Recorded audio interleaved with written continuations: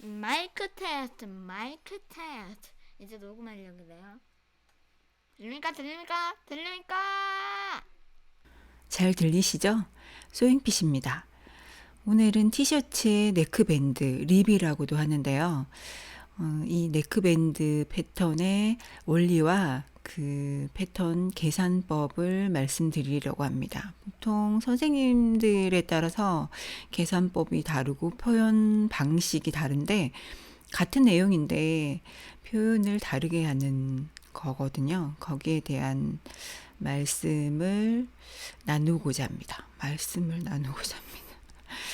좀 자세히 보면, 이렇게 종이를 껴서 자세히 보면 보이시죠? 이 밴드 조직인데요.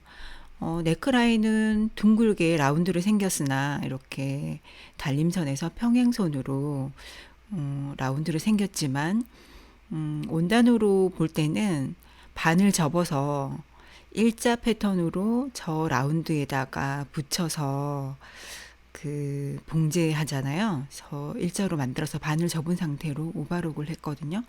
제가 시험 삼아 보여드리려고 미리 반 접은 상태에서 오버록해서 네크 패턴을 그린 다음 얘들을 1대1로 이렇게 연결했더니 어때요? 위쪽이 뜨죠? 1대1로 했을 때 그렇게 네크라인에 봉제를 하면 저렇게 네크가 뜬다는 것입니다. 그러면 저 뜨는 분량을 모두 찝어 보겠습니다. 핀으로 군데군데 찝어서 이제 납작하게 뜨는 분량 없이 만들어졌습니다. 이제 떼겠습니다. 떼면 이렇게 오그라들죠. 그런데 반으로 접어서 사용할 거기 때문에 원단을 반으로 접어서 사용할 거기 때문에 그 찝었던 분량을 연결선까지 모두 찝어 주겠습니다. 그래서 라운드가 일자가 되게 있습니다. 그렇게 해서 보니 원래 1대1의 길이보다 짧아졌죠.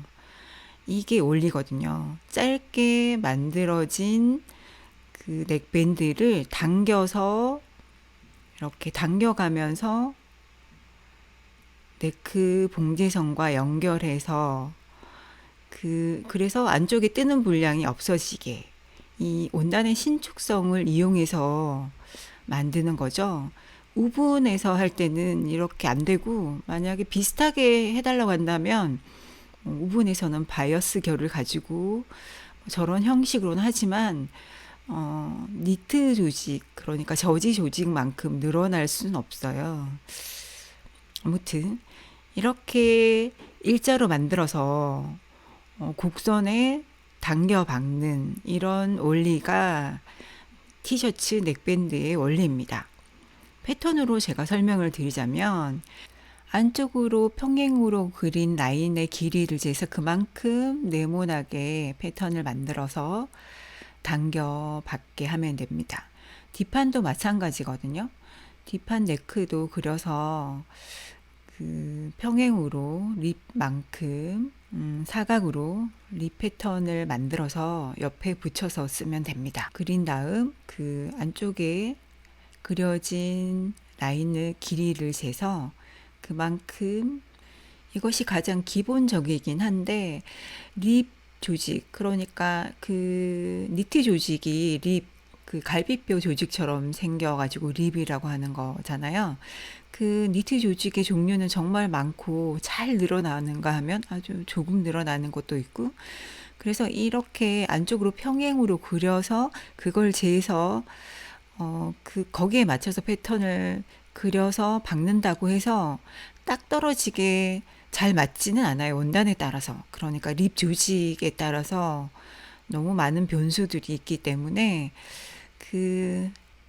이런 기준에 맞춰서 실무에서도 패턴은 드리지만 사실 작업하시는 분들이 조정하셔서 융통성 있게 쓰시죠. 원단 봐가면서 패턴보다 더 줄일 수도 있고 더 키울 수도 있고 그런 식으로 해서 만들어지고 있습니다. 그리고 치미 패턴 소잉 쪽은 그 립이 달릴 네크라인의 길이를 재서 그 길이보다 70%에서 80% 정도 줄인 길이로 립 패턴을 만들어서 아니면 립을 만들어서 달면 딱 맞다. 그렇게 말씀드리면 또 어떤 수강생들은 지난번 선생님은 뭐 70% 하면 딱 맞다고 하셨는데 왜 선생님은 80%라고 하시나요? 뭐 이렇게 또 말씀하시는 경우가 있어요. 그래서 그 원리에 대해서 궁금해하실 분들을 위해서 아주 사소하게 영상을 만들고 있습니다. 네크 에립, 넥밴드가 연결될 네크라인의 길이를 알아야 합니다. 그 길이를 알아내고 그리고 나서 안쪽 길이는 유추해 보는 겁니다. 그 유추하는 그 경로를 말씀드릴 건데요. 넥밴드가 달려질 라인은 파란색이죠.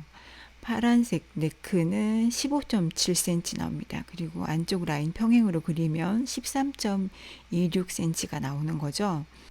밴드가 달릴 네크라인의 1대1의 길이는 저 긴 하늘색 박스고, 그죠? 그리고 안쪽에 뜨지 않게 잡았던 짧아진 녹색의 선만큼 패턴이 만들어질 거죠. 그 차이는 몇 프로로 줄여야 저렇게 될까요? 그렇게 생각을 하고 계산기를 두드려 봅니다.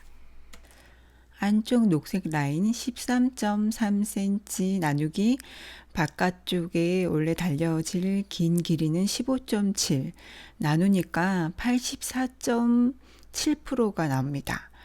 넥밴드의 높이, 저는 지금 2cm로 있는데 높이가 더 좁은 1cm라던가 더 넓은 3cm일 때는 또 상황이 달라지겠죠.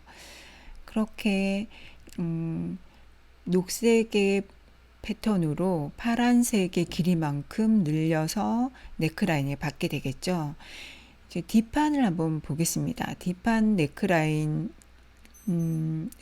평행하게 초록색으로 그린 다음 그 숫자를 파악해서 좀 전 앞판에 했던 것처럼 몇 프로를 줄여야 안쪽 라인의 길이가 됐는지 시험삼아 한번 해보겠습니다.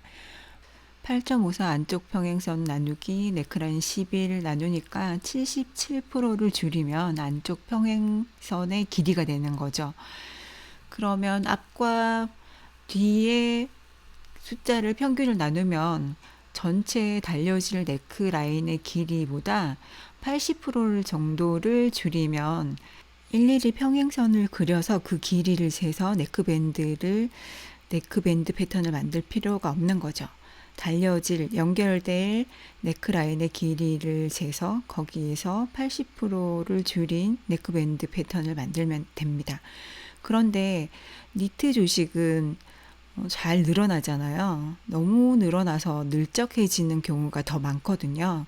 그래서 일반적으로 많이 만들어 보신 분들은 계산상 80%가 나오더라도 그거보다 약간 작게 75%라던가 원단을 봐서 너무 잘 늘어나는 것이다 하셨을 때는 70%, 65%까지도 줄여야 맞을 경우도 있습니다.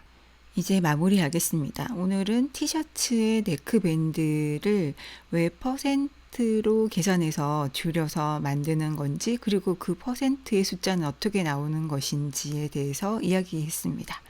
이상 넥밴드 패턴 계산법 소잉핏 채널 소잉핏이었습니다.